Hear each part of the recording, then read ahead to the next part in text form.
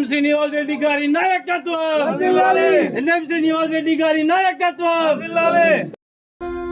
మనది అయితే విజయం మనదే కదా, కలలే కళలి ఒడిలో అలలై ఎగిసే కదా.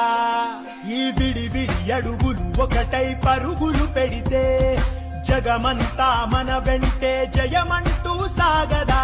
ప్రతిమది తన గది విడిచి బయటికి రాగా ఈ హృదయం ఇక విశాలమే కాదా. మొదటి అడుగు ఇప్పుడు